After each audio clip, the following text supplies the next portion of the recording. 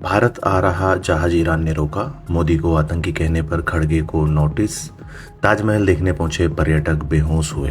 नमस्कार, धर्मेंद्र वर्मा नाम है मेरा और आप सुन रहे हैं दर्पण का हिंदी पॉडकास्ट। आज है 23 अप्रैल 2026, दिन गुरुवार। आज के प्रमुख इवेंट्स जिन पर आपको रखनी चाहिए नज़र। पश्चिम बंगाल के फर्स्ट फेज में 152 सीटों पर मतदान होगा। वहीं तमिलनाडु की सभी 234 सीटों के लिए वोटिंग होगी।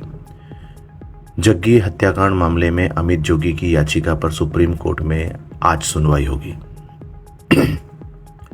बढ़ते हैं कल की बड़ी खबर की तरफ। होर्मुज से भारत आ रहे जहाज को ईरान ने रोका, इस्लामिक गार्ड ने कब्जे में लिया। ईरान ने होर्मुज स्ट्रेट में भारत आ रहे एक जहाज को रोककर कब्जे में ले लिया है। ईरान ने आरोप लगाया है कि जहाज बिना इजाजत के होर्मुज से गुजरने की कोशिश कर रहा था। लाइब्रेरिया के फ्लैग वाला एपानीडेज नाम का यह कंटेनर शिप गुजरात के मुद्रा पोर्ट की ओर जा रहा था।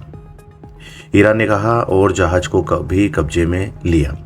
ईरानी नौसेना के मुताबिक जहाज के नेविगेशन सिस्टम में छेड़छाड़ की गई थी, जिससे समुद्री सुरक्षा को खतरा पैदा हुआ। इसके अलावा इसराइल से जुड़े फ्रांसेस्का नाम के दूसरे जहाज को भी कब्जे में लिया गया है। यूफोरिया नाम के जहाज पर हमला भी किया गया है। राजस्थान के मर्चेंट नेवी ऑफिसर फंसे। भारत आ रहे जहाज में राजस्थान के श्रीनगर जिले के रहने वाले मर्चेंट नेवी में वाइस कैप्टन संजय माहर मौजूद थे। संजय समेत कुल 21 क्रू अभी ईरान में फंस गए हैं। मोदी को आतंकी कहने पर खड़गे को ईसी का नोटिस, इलेक्शन कमीशन का नोटिस। कांग्रेस अध्यक्ष ने बयान पर सफाई भी दी थी। चुनाव आयोग ईसी ने कांग्रेस अध्यक्ष मल्लिकार्जुन खड़गे को नोटिस जारी कर जवाब मांगा है। भाजपा ने पीएम मोदी को आतंकी कहने के मामले में चुनाव आयोग से खड़गे की शिकायत की थी। दरअसल खड़गे ने मंगलवार को चेन्नई में चुनावी प्रचार के दौरान पीएम मोदी को आतंकी कहा था। हालांकि बाद में उन्होंने बयान पर सफाई देते हुए कहा था कि पीएम मोदी लोगों और राजनीतिक पार्टियों को डरा रहे हैं। मैंने कभी नहीं कहा कि वह आतंकवादी है। मेरा मतलब है कि मोदी हमेशा धमकी देते हैं। शाह बोले, राहुल के साथ रहकर भाषा बिगड़ी। सुप्रीम कोर्ट बोला, आईपैक जांच में ममता का दखल लोकतंत्र को खतरा, कोई सीएम ऐसा करेगा सोचा नहीं था। आईपैक रेड मामले में ईडी की याचिका पर सुप्रीम कोर्ट में सुनवाई हुई। कोर्ट ने प्रवर्तन निदेशालय ईडी की जांच के बीच सीएम ममता बनर्जी के दखल को गलत ठहराया। कोर्ट ने कहा कि किसी भी राज्य का सीएम ऐसा करता है तो यह लोकतंत्र को खतरे में डालने जैसा है। जस्टिस कुमार ने कहा, यह राज्य और केंद्र के बीच का विवाद नहीं। कोर्ट ने आगे कहा, यह राज्य केंद्र का विवाद नहीं। हमने कभी नहीं सोचा था कि इस देश में ऐसा भी दिन आएगा जब कोई मौजूदा सीएम उस दफ्तर में चले जाएंगे जहां कोई जांच एजेंसी काम कर रही हो। पूर्वांचल एक्सप्रेसवे पर उतरे लड़ाकू विमान, जगुआर मिराज ने भी टेक ऑफ और लैंडिंग की। यूपी के सुल्तानपुर में पूर्वांचल एक्सप्रेसवे पर लड़ाकू विमान का एयर शो हुआ। करीब 3 घंटे चले एयर शो में एक्सप्रेसवे पर बने रनवे पर सुखोई और मिराज फाइटर जेट्स ने टेक ऑफ और लैंडिंग की। M17 हेलीकॉप्टर से कमांडोज ने सैन्य ऑपरेशन की मॉक ड्रिल की। M32 भीष्म एयरक्राफ्ट ने भी एयर स्ट्रिप पर टच एंड गो का अभ्यास किया। नेपाल के गृह मंत्री सुदन गुरंग का इस्तीफा, मनी लॉन्ड्रिंग के आरोपी से संबंधों पर विवाद। नेपाल के गृह मंत्री सुदन गुरंग ने अपने पद से इस्तीफा दे दिया है। उन पर मनी लॉन्ड्रिंग के आरोपी और कारोबारी दीपक भट्ट से संबंध का आरोप है।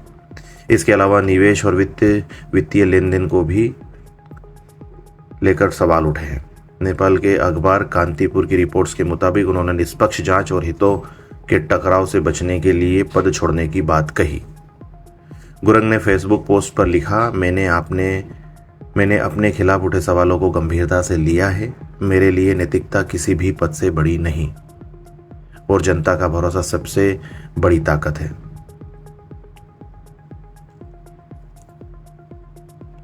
माफ कीजिएगा, गुरंग ने फेसबुक पोस्ट पर लिखा, मैंने अपने खिलाफ उठे सवालों को गंभीरता से लिया है। मेरे लिए नैतिकता किसी भी पद से बड़ी है और जनता का भरोसा सबसे बड़ी ताकत है।